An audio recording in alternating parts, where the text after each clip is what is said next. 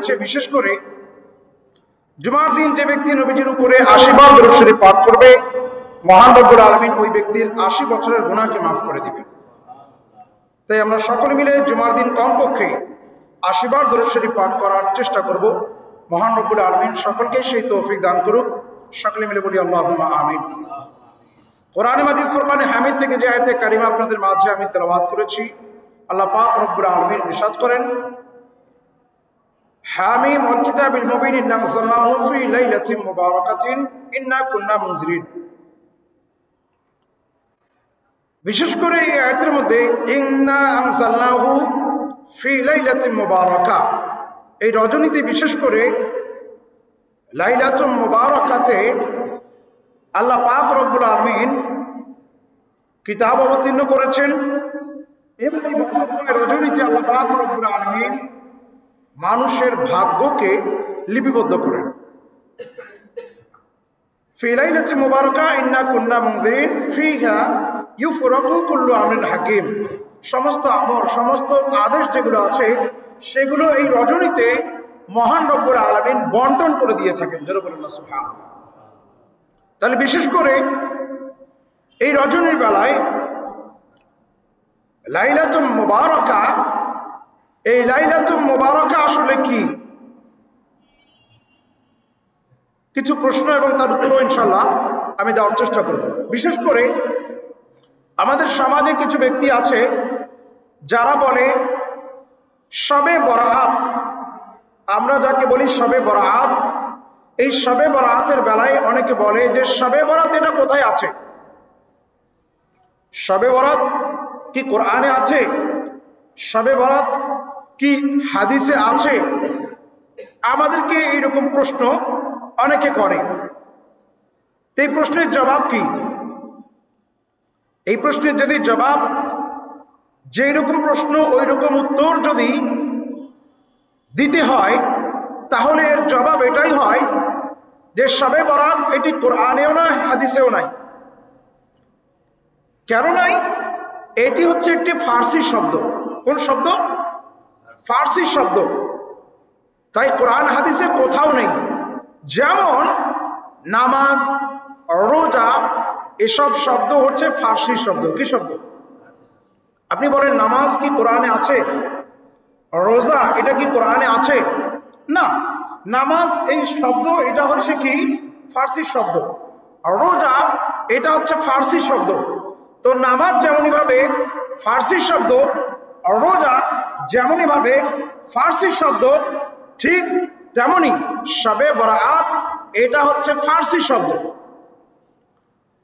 তো যেমনই ভাবে আপনি কোরআনে যদি নামাজ শব্দ আকারে যদি আপনি খুঁজেন তাহলে পাবেন না, তেমনি ভাবে রোজা এটাকে যদি আপনি কোরআনে মাজিদ ফুরকানে হামিদে যদি আপনি খুঁজেন তাহলে এটা পাবেন না। হ্যাঁ, নামাজের বিকল্প আরবি ভাষায় যে শব্দ সেটা হচ্ছে সালাত। সেটা কি? সালাত। রোজা আপনি ফার্সি এটা আরবিতে খুঁজলে আপনি পাবেন না। তবে আপনি কি খুঁজলে পাবেন? আপনি যদি খুঁজেন সিয়াম, সওম বা সিয়াম, আল্লাহ তাআলা বলেন ইয়া আইয়ুহাল্লাযীনা আমানু কুতিবা আলাইকুমুস সিয়াম কামা কুতিবা আলাল লাযীনা মিন ক্বাবলিকুম লাআল্লাকুম তাত্তাকুন। এখানে আল্লাহ তাআলা বলেন আমি তোমাদের উপরে সিয়াম ফরজ করে দিয়েছি। ইয়া আইয়ুহাল্লাযীনা আমানু, হে ইমানদারেরা, কুতিবা তোমাদের উপর লিপিবদ্ধ করা হয়েছে, তোমাদের উপর ফরজ করা হয়েছে। আলাইকুমুস সিয়াম, তোমাদের উপরে সিয়াম ফরজ করে দেওয়া হয়েছে। তো সিয়াম কোরআন মাজিদ ফুরকানে হামিদে যদি আপনি রোজা খুঁজেন তাহলে রোজা পাবেন না। আপনি কি পাবেন? সিয়াম পাবেন। আকিমুস সালাহ, নামাজের কথা আপনি পাবেন না, নামাজ এই শব্দ আকারে পাবেন না। কি পাবেন? আকিমুস সালাহ, তোমরা সালাত কায়েম করো।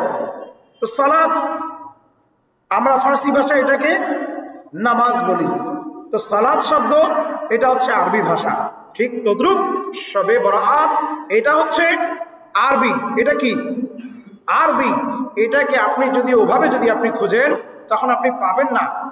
এটাকে যদি আপনি খুঁজতে চান তখন আপনাকে খুঁজতে হবে কি? লাইলাতুল মুবারাকা। কি খুঁজতে হবে আপনাকে? লাইলাতুল মুবারাকা। ওটাই যেটা বললাম। দ্বিতীয় প্রশ্ন এভাবে কেউ প্রশ্ন করেন যে তাহলে আরবি শব্দ কি, সহিহ হাদিসে কি এই রাত্রির কথা আছে? এটা এক ধরনের প্রশ্ন, যে যদি শবে বরাত এটা যদি আরবি শব্দ না হয় তাহলে আরবি শব্দ কি, তাই না? এটা হচ্ছে প্রশ্ন। বা সহিহ হাদিসের আলোকে কি এই রাত্রির কথা কি বলা হয়েছে? হাদিস শরীফের মধ্যে কি এই লাইলাতুল নিসফ মিন শাবান এর কোনো কথা কি আছে কিনা, এটাও জানার বিষয়। কথা বলেন ঠিক কিনা? এটার জবাব বিশেষ করে যে কোরআনে মাজিদ ফুরকানে হামিদের কিছু তাফসীর দ্বারা একে লাইলাতুল মুবারাকা বলা হয়েছে। কোরআন শরীফের কিছু আয়াতের তাফসীরগণ যারা আছে, মুফাসসিরিন কিরামগণ যারা আছেন, এই শবে বরাতের আরবি যেটি নিয়ে এসেছে কোরআনের ভাষ্য অনুযায়ী যেটা এসেছে সেটা হচ্ছে লাইলাতুল মুবারাকা। লাইলাতুল মুবারাকা তাফসীর কারগণ লাইলাতুল মুবারাকা শব্দ দ্বারা কি বুঝিয়েছেন? লাইলাতুল মুবারাকা দ্বারা এই শবে কদরকে বুঝিয়েছেন, শবে বরাতকেও বুঝিয়েছেন, শবে কদরকেও। তবে বেশিরভাগ তাফসীর কারগণ এই শবে বরাতের কথাই উল্লেখ করেছেন। তাহলে যেখানে বিশেষ করে লাইলাতুল মুবারাকা দ্বারা 15ই শাবানের কথা বোঝানো হয়েছে, তাহলে আমরা এটা মেনে নিতে পারি যে শবে বরাতের বেলায় কোরআনে মাজিদ ফুরকানে হামিদের আয়াতে কারিমা লাইলাতুল মুবারাকা, এই লাইলাতুল মুবারাকা দ্বারা শবে বরাতকে বোঝানো হয়েছে। এখন আসি, অনেকে আমাদের সমাজে আরো কিছু প্রশ্ন আছে, যে অনেকে বলে ইয়া বিদআত, অনেকে বলে কি এটা বিদআত, বিদআত, বিদআত। তো যারা বলে আসলে বিদআত, বিদআত মানে নবাবিষ্কৃত, কিন্তু তারা এটা বিদআত দ্বারা এভাবে বোঝাতে চায় যে এই কাজটা করাই যাবে না। যদি কোনো ব্যক্তি কোনো বিদআত কাজ করে তাহলে ওই ব্যক্তি জাহান্নামী। আসলে কি তাই? যদি তাই হয় তাহলে আমারও পাল্টা প্রশ্ন আছে তাদের নিকটে। আমরা তারাবির নামাজ পড়ি, পড়ি কি পড়ি না? আর মনে করেন 15 দিনের মধ্যে 14-15 দিন পর রমজানুল মুবারক মাস আসতেছে, রমজান মাসে আমরা তারাবির নামাজ পড়ি, পড়ি কি পড়ি না? আমরা কি করি? জামাত সহকারে পড়ি। আমার নবী পাক সাল্লাল্লাহু তাআলা আলাইহি ওয়া সাল্লাম একদিন বা দুই দিন কয়েকদিন একটু আদায় করেছেন, কিন্তু এভাবে আর আদায় করেননি জামাত সহকারে। সেটাকে ওমর ফারুক আজম রাদিয়াল্লাহু তাআলা আনহু তিনি কি করলেন? সবাইকে আহ্বান করে, সবাইকে ডাক দিয়ে বললেন, সবাই আপনারা একটা ইমামের পিছনে ইক্তেদা করেন। বিক্ষিপ্তভাবে আলাদা আলাদাভাবে তারাবির নামাজ পড়া হচ্ছিল। ওমর ফারুক আজম রাদিয়াল্লাহু তাআলা আনহু তিনি কি করলেন? সবাইকে একত্রিত করলেন, সবাইকে এক জায়গায় ডাক দিয়ে একজন ইমামের পিছনে সবাইকে করলেন, জামাত সহকারে আদায়ের ব্যবস্থা করলেন। অনেকে সে সময় বলেছিলেন যেই কাজ নবীজি করেননি, হে ওমর রাদিয়াল্লাহু তাআলা আনহু আপনি কেন করছেন? তখন ওমর রাদিয়াল্লাহু তাআলা বলছেন, নি'মু হাদিহিল বিদআহ, এটা হচ্ছে সুন্দর বিদআত। এটা হচ্ছে কি? সুন্দর বিদআত, এটা হচ্ছে ভালো কাজ। এই কাজ যারা করবে তারা কিয়ামত পর্যন্ত সওয়াবের ভাগীদারি হবে। জোরে বলুন সুবহানাল্লাহ। তাহলে এখন আমার কথা হচ্ছে, যেই কাজটা নবীজি করেননি ওমর রাদিয়াল্লাহু তাআলা যখন করলেন তখন তিনি নিজে বলতেছেন এটা হচ্ছে নতুন বিদআত। তাহলে এখান থেকে একটা বিষয় বুঝতে হবে, শুধু বিদআত বিদআত বললেই হবে না, বিদআতের মধ্যে ভালো মন্দ আছে, ভালো আছে মন্দ আছে।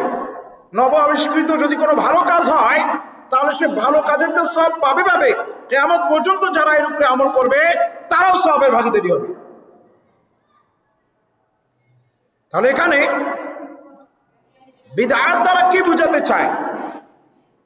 বিদআত মানে কি ওই কাজটা করা যাবে না? বিদআত নতুন কাজ, তো অনেক কাজ এসেছে, এখন তো আপডেট যুগ, তাই না?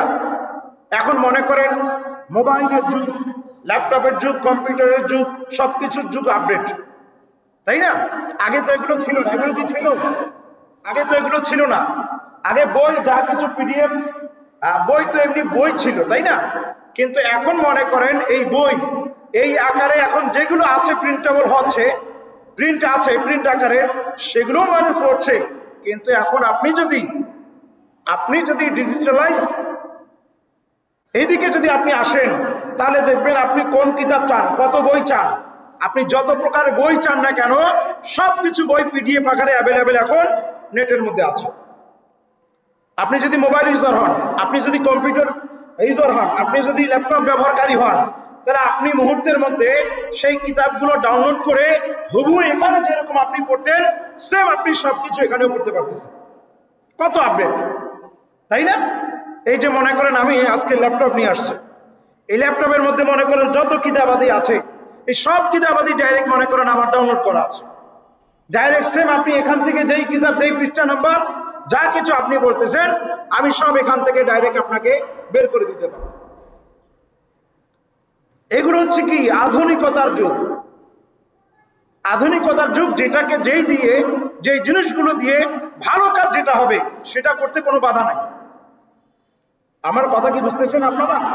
যেমন এটা যদি আমি ভালো কাজে ব্যবহার করি তাহলে ভালো, তাই না? আমি যত নোট যা কিছু আছে এগুলো আমি করে নিয়ে এসেছি, বিভিন্ন নোট। আমরা আগে কি করতাম, একটা নোটপ্যাড রাখতাম, নোটপ্যাডের মধ্যে কি কি প্রশ্ন উত্তর বা কি কি বিষয় আদি আলোচনা করবো না করবো এগুলো সবকিছু লিখে নিতাম। এখন সেটাকে সেম আমি ওখানে না লিখে আমি যদি এখানে টাইপ করি আমার প্রশ্ন উত্তর যা কিছু আছে আমি সবকিছু এখানে নোট করে নিয়েছি। এখন আমি আমার যখন যা ইচ্ছা আমি সেভাবে আমি কি করতে পারতেছি, এখান থেকে আমি হয়তো প্রয়োজনে আমার দেখার প্রয়োজন হচ্ছে আমি এখান থেকে দেখতে পারতেছি। প্রয়োজনে কোরআনে পাকের কোন আয়াত আমি যদি এখানে লিখে কোরআন শরীফে যদি আমি সার্চ দেই, এত নম্বর আয়াত আমাকে দাও, মুহূর্তের মধ্যে আমাকে বের করে আনে দিবে। এটা আমার জন্য ইজি না? এটা আমার জন্য ভালো না মন্দ? আপনার অনেকে মনে হচ্ছে মনে হয় মন্দ। ভালো না মন্দ? ভালো কাজ, তাই না? কারণ এখান থেকে আমি হুবহু যা কিছু আমার প্রয়োজন, যেই দলিল আদিল্লাগুলো যা কিছু প্রয়োজন সেগুলো আমি এখানে নোট করেছি।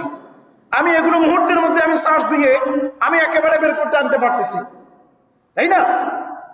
হালাকি আমি যদি এখানে বইয়ের ঢিপ যদি লাগিয়ে দেই, কোনটা বই, এখানে আমাকে এক একটা করে বইয়ের নাম দেখতে হবে, তারপর বই বের করতে হবে, বইয়ের আবার কোন দলিল আদিল্লাহ যেখান থেকে আপনাকে বলতেছি সেখানকার আবার আমাকে ওই পৃষ্ঠা নম্বর খুলতে হবে, তারপর এখানে রাখতে হবে, তারপর আমাকে পড়তে হবে, তারপর আপনাকে বুঝাতে হবে, তাই না? কিন্তু আমি সেটা এর মধ্যে মুহূর্তের মধ্যে আমি পেয়ে যাচ্ছি। আমি এক ক্লিকের মধ্যেই আমি কি করতে পারতেছি সেটা আপনাদের সম্মুখে আমি পেশ করতে পারতেছি। তাহলে এটা ভালো না? তো যেই জিনিসটা ভালো, এমন যদি হয় যেটা ভালো কাজের জন্য ব্যবহার হয়, সেটা ব্যবহার করতে কোনো অসুবিধা নাই, বরঞ্চ সেটা আরো ভালো। কথা বলেন ঠিক কিনা? এমন একটা সময় ছিল, এমন একটা যুগ ছিল যে সময় টিভি দেখা নিষেধ ছিল। কি দেখা নিষেধ ছিল একটু বলেন না আপনারা? টিভি দেখা নিষেধ ছিল, তাই না? কিন্তু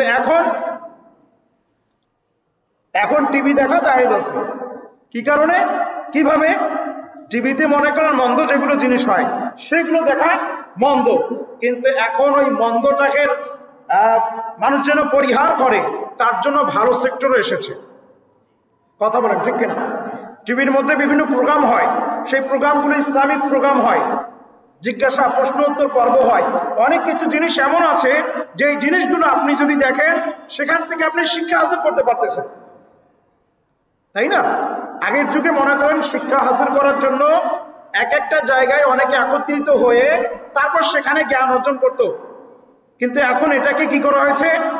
ডিজিটালাইজ করা হয়েছে, এখন এটাকে আপডেট করা হয়েছে যুগের সাথে। অনলাইনে সবাই এখন অ্যাক্টিভ। এখন অনলাইনের মাধ্যমে আপনি যদি আপনার কোরআন হাদিসের আলোচনা বলেন, যেটা আপনার প্রয়োজন সেটা যদি আপনি জানাতে চান সেটাও আপনি পারবেন। এই প্রযুক্তির মাধ্যমে আপনি কি করতে পারতেছেন সেটা আপনি অন্যের কাছে, আমরা এখানে যতজন ব্যক্তি আছি এখানে মনে করেন 500, 1000, 1500 বা 2000 লোক এরা আছে, এনারা আসতেছেন, দেখতেছেন, যা শুনতেছেন এই পর্যন্ত যতটুকু আপনি শুনলেন, শোনার পরেই শেষ। এটা অনেকের মনেও থাকে না। কিন্তু আপনি যদি এই ডিভাইসের মাধ্যমে যদি আপনি রেকর্ড করেন অথবা লাইভ যদি করেন, তাহলে হুবহু আপনি যেটা বলেছেন লাইভ স্ট্রিম যদি আপনি করেন, তাহলে আপনার এই প্রযুক্তিগত কারণে আপনার শুধু এই দেশের শুধু সৈয়দপুরের এই গোলাহাট করেন জামে মসজিদে যারা আছে তারাই শুধু নয়, যারা লাইভে সংযুক্ত থাকবে তারা সবাই এই ভিডিওটা বলেন বা আমি যা কিছু বলছি সরাসরি একবারে দেখতে পারবেন। কথা বলেন ঠিক কিনা? তারপরে সেটা রেকর্ড আকারে থেকে যায়, আপনি পরবর্তী সময় চাইলে সেখান থেকে আবার দেখে নিতে পারেন, আপনি সেখান থেকে জ্ঞান অর্জন করতে পারেন। তাহলে যদি মনে করেন আমরা এখানে যা জুমার বায়ানে শুনি এই শোনা পর্যন্তই আমাদের শেষ, অনেক সময় আমরা কি মাসাইল বলছি এগুলো অনেকের মনে থাকে না, ওই জুমায় যে কি বলছে না বলছে ওই সময় হয়তো মনোযোগ ছিল আলাদা, কিন্তু এখন এগুলো ডিভাইসের কারণে আপনি যদি একটা জিনিস ভুলে যান তাহলে আপনি আবার রিপিট করতে পারবেন। সেটাকে যদি আপনি আবার প্লে করেন, সেটাকে যদি আপনি আবার দেখেন, তাহলে দেখবেন যে তিনি কি বলছেন, কি ওয়ার্ড কি শব্দ ব্যবহার করেছেন, এই সব কিছু কিন্তু আপনি কি করতে পারবেন, শুনতে পারবেন, অ্যানালাইসিস করতে পারবেন। তাহলে ডিজিটালাইজের যে প্রযুক্তিগত যে জিনিসগুলো যেগুলো এসেছে, যেগুলো দ্বারা কোরআন হাদিস এর আলোচনা আমাদেরকে করতে সহজ হয় বা মানুষদেরকে বুঝতে সহজ হয়, সেগুলো ব্যবহার করতে আমাদের কোনো প্রকার আপত্তি নেই। সেগুলো দিয়ে যদি আমাদের আরো উপকার হয় তাহলে এটাই তো আমরা চাই। কথা বলেন ঠিক কিনা? অনেকে এটা নেগেটিভ ধারণা নেয় যে না এটা কেমন কথা, সবকিছু এখন ডিজিটালাইজ বা এইরকম করতেছে।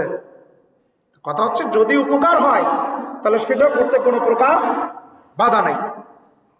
তো আমি যেটি বলছিলাম, হ্যাঁ অনেকে বলে কি প্রশ্ন যে এটা হচ্ছে বিদআত, যারা বলে বিদআত, বিদআত দ্বারা তাদের উদ্দেশ্যটা কি যে এই কাজটা করা যাবে না, এই জন্য শবে বরাতে অনেকেই কি করে হালুয়া রুটি পাক করে, ইবাদত বন্দেগী করে, রাত্রি জাগ্রত হয়ে ইবাদত বন্দেগী করে, কিন্তু এটাকে অনেকে মনে করে কি এই যে বিদআত, তার মানে কি এই রাত্রে কোনো ইবাদত বন্দেগী করা যাবে না। আমরা যারা কবরস্থানে যাই বলে কবরস্থানে যাওয়া যাবে না। যারা এটাকে কি করে মানে বিদআত বলে একেবারে গোমরাহির কাজ, এমন কাজ গুনাহের কাজ মনে করে মানুষদেরকে অনেক সময় দেখা যায় অনেক মসজিদে তারা পর্যন্ত লেগে দেয়। মসজিদে ইবাদত বন্দেগীর জায়গা,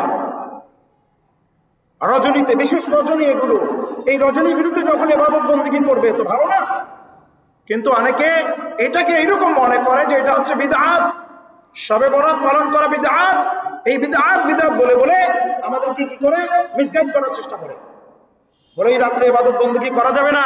আরো অনেকে তো এমনও আছে যারা বলে যদি এই রাত্রে ইবাদত বন্দেগী করেন তাহলে আপনার যত আমল ছিল সব আমল বাদ হয়ে যাবে।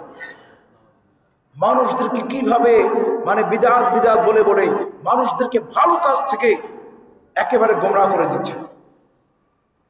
এই সময় আমাদের উচিত সঠিক তথ্যটা তুলে ধরা। কথা বলেন ঠিক কিনা? এই জন্য যেহেতু এটা হচ্ছে সওয়াবের কাজ, কিসের কাজ? শবে বরাত পালন করা এটা হচ্ছে ভালো কাজ, সওয়াবের কাজ, নেকির কাজ। যদি কোনো ব্যক্তি সওয়াবের কাজকে গুনাহ বলে চালিয়ে দেয়, একটা সওয়াবের কাজ, একটা নেকির কাজ, আপনি যদি কি করেন সওয়াবের কাজকে গুনাহের কাজ বলে যারা কোটি কোটি মানুষের উপর অপবাদ দিচ্ছে, সকল লক্ষ কোটি মানুষকে সেই অপবাদ দেয় তাদের মাথার সমস্ত গুনাহ বর্তাবে। ভালো করে বুঝুন, যারা এই ধরনের কথাবার্তা বলে বলে মানুষদেরকে নেকির কাজ, ভালো কাজকে বলতেছে এটা গুনাহ, এটা গুনাহ, এটা গুনাহ, এটা করা যাবে না, যারা ভালো কাজ করতে যাবে তাদেরকে মিসগাইড করতেছে, তাদেরকে বলতেছে না না এটা ভালো কাজ না, এটা গুনাহের কাজ। লক্ষ লক্ষ কোটি কোটি মানুষ যারা এই শবে বরাতে ইবাদত বন্দেগী করতো, কিন্তু কোন ব্যক্তি যদি এরকম বলে যে না শবে বরাতে ইবাদত বন্দেগী করা যাবে না, হালুয়া রুটি পাক করা যাবে না, নেক কাজ করা যাবে না, এই ধরনের কথাবার্তা যখন কোনো ব্যক্তি যদি বলে, এটা হচ্ছে একটা অপবাদ। এটা হচ্ছে একটা কি বলেন না, অপবাদ। তো ভালো কাজকে আপনি অপবাদ হিসাবে যদি চালিয়ে দেন, তাহলে যারা যারা বঞ্চিত থাকবে, যাদেরকে আপনি বঞ্চিত করালেন, তাদের যদি গুনাহ হয়, আপনি এই অপবাদ দেওয়ার কারণে সমস্ত গুনাহ আপনার উপরে বর্তাবে। সমস্ত গুনাহ যদি তারা না করে, ইবাদত বন্দেগী করতো, যদি এমনি না করেন সেটা ভিন্ন ব্যাপার, কিন্তু আপনি একটা কি কাজ, একটা নফল কাজ, একটা সওয়াবের কাজকে আপনি যদি বলেন গুনাহ, তাহলে এই গুনাহ বলার কারণে আপনার উপরে সমস্ত দায়ভার বর্তাবে। এখন চিন্তা করে দেখুন, তাহলে যারা এরকম কথাবার্তা বলে তাদেরকে এখান থেকে বোঝা উচিত যে আমি যে মানুষকে গোমরাহ করতেছি, আমি যে মানুষকে বলতেছি শবে বরাতে ইবাদত বندگی করা যাবে না, নেকি করা যাবে না, আমি বলতেছি এটা গুনাহের কাজ। তো গুনাহের কাজ যদি বলি তাহলে সমস্ত গুনাহের কাজ মানে যারা বঞ্চিত থাকবে সেটা আমার উপরে পড়তে হবে। কথা বল ঠিক কিনা? শুধু তাই নয়, কোরআন বা হাদিসে কোনটা অস্বীকার করা ইমানদারদের কাজ নয়। কোরআনের মধ্যে যেটা আছে সেটা বাদ দেওয়া কি ইমানদারের কাজ? হাদিসে যেটা আছে সেটা কি বাদ দেওয়া ইমানদারদের কাজ? না, কখনোই নয়। কোরআন বা হাদিস কোনটা অস্বীকার করা ইমানদারদের কাজ নয়, বরঞ্চ অস্বীকার করা হচ্ছে কুফরি। অস্বীকার করাটা কি? কুফরি। কোরআনের মধ্যে আছে, একটু আগে যে বললাম সূরা দুখানে আল্লাহ তাআলা বলেছেন ইন্না আনজালনাহু ফি লাইলাতিন মুবারাকাহ, ভাগ্যের রজনী। এই রজনীতে লাইলাতুল মুবারাকাতে আল্লাহ তাআলা বান্দার ভাগ্যকে পরিবর্তন করে। তাহলে এটা কোরআনের মধ্যে আছে। এটা কোথায় আছে একটু বলেন না? কোরআনের মধ্যে যেই জিনিসটা আছে, এখন আপনি যদি বলেন নাই, তার মানে কি আপনি ইনকার করলেন, অস্বীকার করলেন? কোরআনে মাজিদ ফুরকানে হামিদে এটা আছে, কিন্তু আপনি বলতেছেন কি এটা নাই। তার মানে আপনি কি করলেন? কোরআনকে অস্বীকার করলেন। কোরআনে মাজিদ ফুরকানে হামিদে যেটা আছে আপনি সেটাকে কি করলেন? ইনকার করলেন, অস্বীকার করলেন। তো আপনি যখন কোরআনে যেটা আছে সেটাকে যদি আপনি অস্বীকার করেন তাহলে আপনি কুফরি করলেন, আপনার ঈমান চলে যাবে। কি চলে যাবে? ঈমান চলে যাবে।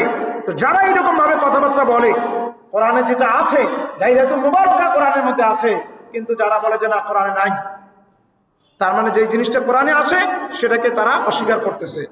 আপনি যদি কোরআনের কোনো আয়াতকে যদি আপনি অস্বীকার করেন তাহলে কি আপনার ঈমান থাকবে? ঈমান চলে যাবে। অস্বীকার করা হচ্ছে কুফরি। কোরআনে বা হাদিসে যেটা আছে সেটা অস্বীকার করা এটা হচ্ছে কুফরি। আর যেটা আছে সেটাকে যদি আপনি মেনে নেন তাহলে আপনি ঈমানদার। তাহলে বলেন কোন দিকে যাবেন? এটা বুঝতে হবে। শুধু তাই নয়, তাছাড়া আরো রয়েছে, বিশেষ করে যেই জিনিসটা হচ্ছে হালাল, যেই জিনিসটা কি হালাল, খাওয়া বৈধ, জায়েজ, আপনি যদি ওই জিনিসটাকে হারাম বলেন, একটা হালাল জিনিস যেটা আল্লাহ ওয়া রাসূল হারাম করে দেননি, আপনি বছরে 365 দিনের মধ্যে আপনি ম্যাক্সিমাম টাইমে আপনি ওই জিনিসগুলো খান। হালুয়া রুটি আপনি খান, খান কি খান না?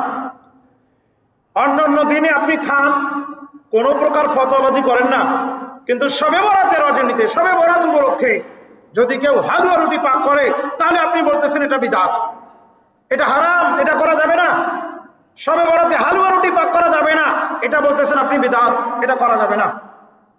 আপনি 364 দিন আপনি খাইলেন, কোনো অসুবিধা নাই আপনার, সেই জায়গায় আপনি ফতোয়াবাজি করলেন না।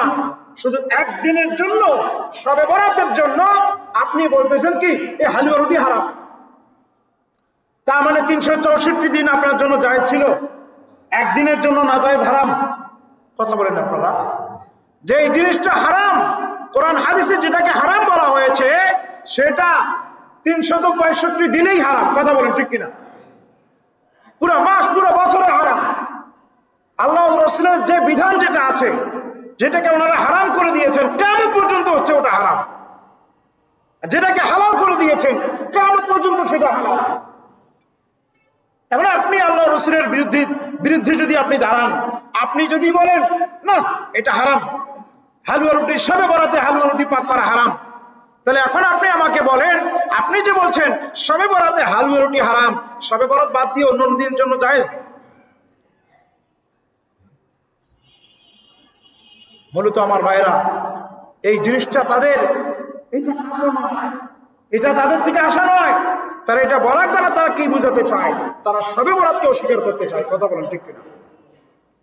একটা হালাল জিনিসকে আপনি যখন হারাম বলবেন কোরআন হাদিসের হিসাবে, আপনি যদি হারামকে হালাল বলা বা মনে করা আর হালালকে হারাম যদি আপনি মনে করেন তাহলে আপনি কুফরের মধ্যে পড়ে যাবেন। কোন হালালকে হারাম মনে করা, যেটা হারাম সেটাকে হালাল মনে করা, এরকম যদি আপনি মনে করেন তাহলে আপনি কুফরি করলেন। তাহলে আপনি খোদা না করুক শবে বরাতে যারা হালুয়া রুটি পাক করে, আরে হালুয়া রুটি পাক করে কিসের জন্য? কিসের জন্য পাক করে? গরিব দুঃখী যারা আছে তারা খাবে, মৃত্যু ব্যক্তি আমাদের যারা আছে তাদের জন্য দোয়া করবে। এই রজনীতে আল্লাহ তাআলা বান্দাকে ক্ষমা করে দেন, এই হাদিসে মুবারকা তো আছে।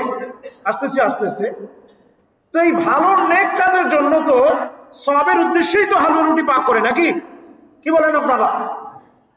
গরিব দুঃখীরা যারা আছে তারাও যেন খেয়ে নেয়, দোয়া খায়ের যেন করে বেশি বেশি করে। এই রজনীতে তো বিশেষ করে লাইলাতুল নিসফ মিন শাবান 15 তারিখ 14 তারিখ দিবাগত রাত্রি শাবানের এই শবে বরাতের রজনীতে আল্লাহ পাক রব্বুল আলামিনের বিশেষ রহমতের তাজাল্লি বর্ষণ হয়। আল্লাহ তাআলা বান্দাকে বলেন, আমার কোন বান্দা এমন আছো যে ক্ষমা প্রার্থী, আমি তাকে ক্ষমা করে দেব। তো যেই রজনীতে আল্লাহ তাআলা বান্দাকে বলে, হে বান্দা কোনো কিছু চাওয়ার আছে চাও আমার কাছে, আমি তোমাকে দিব। তো সেই রজনীতে কি আমরা আল্লাহ তাআলার কাছে আবেদন করব না? আমরা কি আল্লাহ তাআলার কাছে চাবো না? বান্দাকে দিয়ে মানুষদেরকে দিয়ে কি আমরা দোয়া করাবো না? নিজেও দোয়া করব, অপরকে দিয়েও আমরা দোয়া করব। কার দোয়া যে আল্লাহ তাআলা কবুল করে কে জানে? কথা বলেন ঠিক কিনা? আপনি ফকির মিসকিন যারা অনাহারে যারা রয়েছে তাদেরকে যদি আপনি খাওয়ান, তারা যদি খেয়ে যদি তৃপ্তি পায় তাদের অন্তর থেকে দোয়া আসবে। কথা বলেন ঠিক কিনা? তাদের অন্তর থেকে যখন দোয়া আসবে, এটা ভালো হবে না মন্দ হবে? ওই ব্যক্তির দোয়ার ওসিলায় আপনার পিতা মাতাকে আল্লাহ তাআলা মাফও করে দিতে পারে। কি বলেন? তাহলে একটা জিনিস হালাল, এই হালাল জিনিসটা মানুষ আমরা রান্না বান্না করে হালুয়া রুটি বলেন বা অন্য যা কিছু হোক না কেন, সুস্বাদু খাবার বলেন, যা কিছু আপনি মনে করেন আপনি রান্না বান্না করলেন, গরিব দুঃখী সবাইকে খাওয়ালেন, এটা তো হচ্ছে একটা ভালো কাজ, একটা হচ্ছে হালাল কাজ। আপনি এই হালাল কাজটাকে যখন আপনি হারাম বলে চালিয়ে দিবেন, বলবেন না হালুয়া রুটি পাক করা হারাম হারাম হারাম, এই ধরনের কথাবার্তা যদি বলেন, তাহলে আপনি একটা হালাল জিনিসকে আপনি যদি হারাম মনে করেন তাহলে কুফরির মধ্যে পড়ে গেলেন। কথা বলেন ঠিক কিনা? আপনি কুফরি করলেন। আপনার যদি ঈমান থাকে তাহলে ঈমান চলে যাবে, ঈমান যদি থাকে ঈমান চলে যাবে। তাহলে অতএব এই ধরনের কথাবার্তা বলা যাবে না। বিশেষ করে যদি কোনো ব্যক্তি কোনো নেক কাজ ভালো কাজ যদি আবিষ্কার করে, কি করে?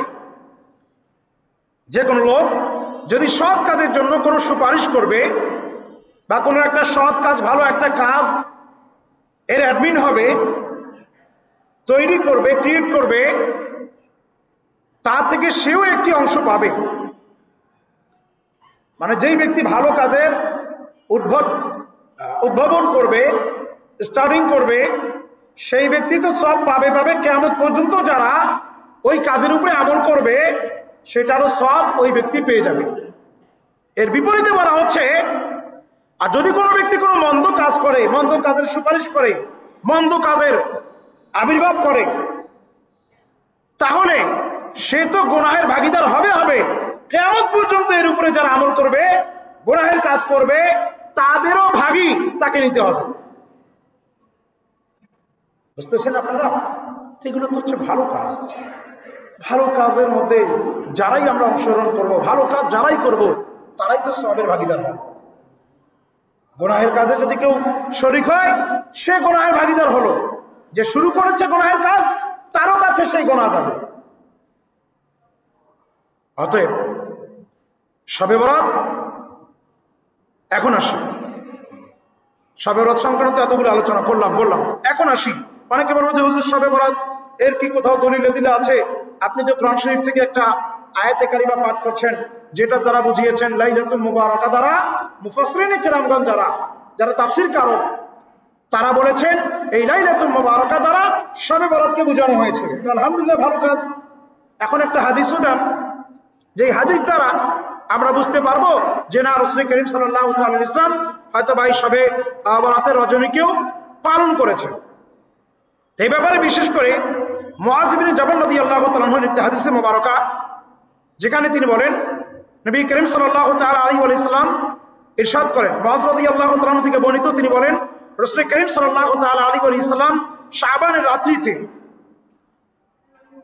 নবীজি বলেন যে শাবানের রাত্রিতে অর্থাৎ 15 শাবান শবে বরাতের রাত্রিতে আল্লাহ তাআলা তার সমস্ত মাখলুকের প্রতি মনোযোগ আরোপ করেন, কৃপার দৃষ্টি, রহমতের দৃষ্টি দেন এবং মুশরিক ও বিদ্বেষ ভাবাপন্ন ব্যক্তি ছাড়া সকলকে ক্ষমা করে দেন। সুবহানাল্লাহ। শবে বরাতের রজনীতে আল্লাহ পাক রব্বুল আলামিন কি করেন? বান্দাকে ক্ষমা করে দেন। যারা মুশরিক তাদেরকে ক্ষমা করেন না, এবং যারা বিদ্বেষ ভাবাপন্ন ব্যক্তি তাদেরকে আল্লাহ তাআলা ক্ষমা করেন না। এর ব্যতিরেকে আল্লাহ তাআলা সবাইকে ক্ষমা করে দেন যারা আল্লাহ তাআলার কাছে ক্ষমা প্রার্থী। তাহলে যারা আল্লাহ তাআলার কাছে ক্ষমা প্রার্থনা করবে আল্লাহ তাআলা তাদেরকে ক্ষমা করবেন। আজকের রাতটা বলেন, এই রজনীটা তো হলো এমন একটা রজনী যে রজনীতে আল্লাহ তাআলা বান্দাকে ক্ষমা করতে ভালোবাসেন। যেই রজনীতে আল্লাহ তাআলা বান্দাকে ক্ষমা করতে ভালোবাসেন সেই রজনীতে তো আমাদেরকে চাইতে হবে, তাই না? এই রজনীতে আমরা আল্লাহ তাআলার কাছে অবশ্যই চাবো। আল্লাহ তাআলার কাছে যে যত বেশি প্রার্থনা করে আল্লাহ তাআলা তার প্রতি তত রাজি হয়, খুশি হয়। এই জন্য আমরা সবাই আল্লাহ পাক রব্বুল আলামিনের বারগাহে বেশি থেকে বেশি পরিমাণে আমরা কি করব? প্রার্থনা করব, চাইব। আল্লাহ তাআলা আমাদের সবাইকে সেই তৌফিক দান করুন। নামাজের একটি মাসআলা ইনশাআল্লাহ বলি বক্তব্য সমাপ্ত করছি। তা হচ্ছে, বিশেষ করে আমরা যেই মাসআলাগুলো ধারাবাহিকভাবে প্রত্যেক জুমাতে একটি করে মাসআলা শ্রবণ করছিলাম, বিশেষ করে নামাজের মধ্যে সিজদার মধ্যে যখন আমরা যাই তখন বিশেষ করে বলেছিলাম যে আমাদের পায়ের যে আঙ্গুলগুলো আছে 5টা 10টা আঙ্গুলের পিঠ বলেন, এটা জমিনের সঙ্গে লাগানো হচ্ছে জরুরি। তারপর বলেছিলাম যে এটা তো আমরা যাই হোক মাসআলাটা শিখে নিয়েছি। তারপরে বললাম যে সিজদার মধ্যে বিশেষ করে আমাদেরকে খেয়াল করতে হবে, আমরা অনেকে কপাল এগুলো যখন লাগাই তারপরে আমাদের এই নাকটা অনেক সময় কি করা হয়? জমিন থেকে উঠানো হয়। তো জমিনের সাথে উঠানো যাবে না, জমিনের সঙ্গে এমনভাবে টাচ করতে হবে যাতে করে আমাদের এই নাকের হাড় যেটা আছে এটা যেন জমিনের সঙ্গে লেগে যায়। তাহলে নাকের হাড় এটা যেন আমাদের কোথায়? জমিনের সঙ্গে যেন লেগে যায়। এটা হচ্ছে একটা জরুরি বিষয়। এটা হচ্ছে একটা কি জরুরি বিষয়। আজকে যে বিষয়টি আমি বলার মনস্থ করলাম তা হচ্ছে, বিশেষ করে আমরা যখন নামাজ শুরু করি, নামাজ যখন কি করি শুরু করি, অনেক সময় অনেকের এমন হয় যে ইমাম সাহেব এখনো আল্লাহু আকবার বলেননি। কি বলেননি? ইমাম সাহেব এখনো আল্লাহু আকবার বলেননি, তিনি এখনো কানের লতি পর্যন্ত হাত উঠাননি, এখনো তাকবীরে তাহরিমা দ্বারা নামাজ শুরু করতে হয়, ইমাম সাহেব এখনো শুরু করেননি। কোন মুসল্লি যদি এরকম করে যে ইমাম সাহেব কেবল তো উঠছে, আল্লাহু আকবার কেবল বলতেছে, না আমি কি করলাম আগে আল্লাহু আকবার, ইমাম সাহেব আল্লাহু আকবার এখনো বলেননি সম্পূর্ণ, ইমাম সাহেব তাকবীরে তাহরিমা আল্লাহু আকবার বলেননি, কিন্তু অনেকে কি করেছেন একেবারে ইমাম সাহেব তো শুরু করছে, ইমাম সাহেবের আগেই আল্লাহু আকবার। এই ধরনের ব্যক্তি যারা, যদি কোনো ব্যক্তি এরকম কাজ করে যে ইমাম সাহেব এখনো কি করেননি তাকবীরে তাহরিমা শুরু করেননি, এমত অবস্থায় যদি কেউ আগে ভাগে যদি কি করে আল্লাহু আকবার যদি বলে, এভাবে যদি সে নিয়ত বেঁধে নেয়, তাহলে ওই ব্যক্তি ইমামের ইক্তাদায় আসেনি। বুঝতেছেন? ওই ব্যক্তি ইমামের ইক্তাদায় আসেনি, ইমামের পিছনে তার ইক্তেদা হলো না। আর ইমাম সাহেবের পিছনে যখন তার ইক্তেদা হলো না, সে যদিও বা উঠা বসা করে, উঠা বসাটা তোর বেকার হয়ে যাবে। ততএব আজকে যেটা সাফ যেটা আমরা বুঝতেছি, মাসালাটা যেটা বললাম সেটা হচ্ছে কি, যে প্রত্যেকটি কাজ ইমামের পিছনে আমাদেরকে করতে হবে। নামাজের প্রত্যেকটি ইমামের পিছনে যদি আমরা নামাজ পড়ি, তাহলে কি করতে হবে? প্রত্যেকটি কাজ আমাদেরকে ইমাম সাহেবের পিছনে করতে হবে। ইমাম সাহেবের আগে কোনো কাজ করা যাবে না। আল্লাহ পাক রব্বুল আমিন আমাদের সবাইকে যা কিছু শুনলাম বোঝার আমল করার তৌফিক দান করুক। আমিন।